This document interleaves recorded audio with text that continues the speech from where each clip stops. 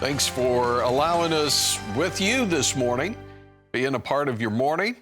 And thanks for the cup of coffee, too. All right, it's a Monday morning. Markets are trading. Let's go to the corn market in Chicago.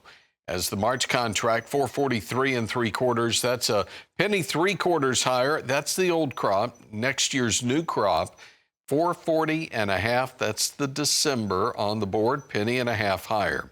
Now let's go to soybeans. Soybeans have really struggled this year, down 23% year to date, even though we saw a slight improvement in market prices last week.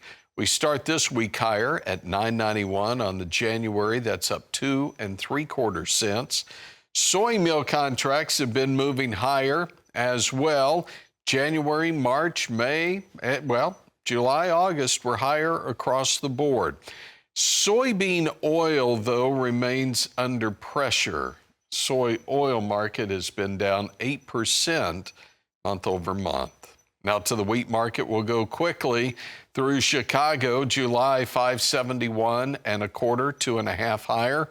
For hard red, July at 577 3/4. That's 4 1/2 higher. And Minneapolis, March, 602 3/4, 4 1/4 higher. And then over to New York, where cotton futures are up 59 at 69.86.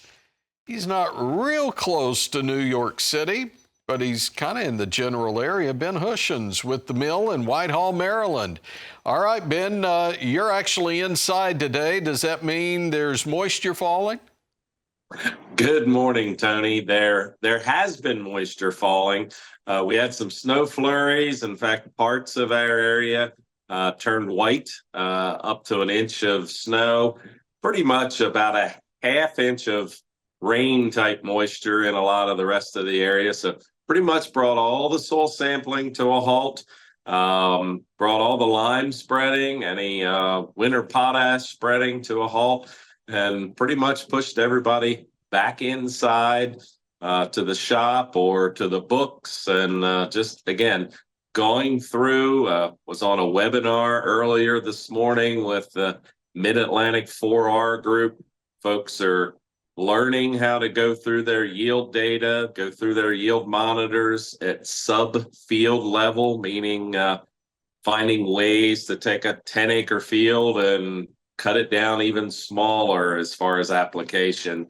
Just looking for ways to manage through tighter times, certainly economic times in the farm market. So that's pretty much what's happening here. Folks looking towards, of course, we're not far from when Santa Claus comes, but folks have a lot of work to do, mostly in the office and in the shop between now and Christmas. Hey, Ben, before we let you go, kind of quickly, you mentioned 4R. For those who don't know what 4R is, what's the elevator speech? So the elevator speech, great question, Tony.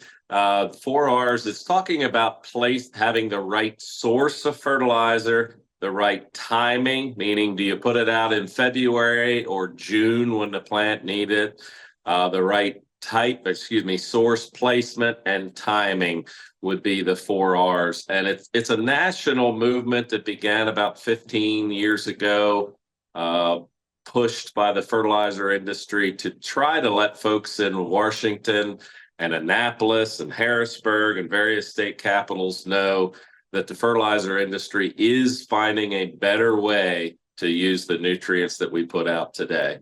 Well, we've reached the floor where we have to get off. Great elevator speech. Thanks, Ben. Ben Hushon's with the mill in Whitehall, Maryland. All right, we're back in a moment. We'll talk livestock futures. Market Day report continues after this.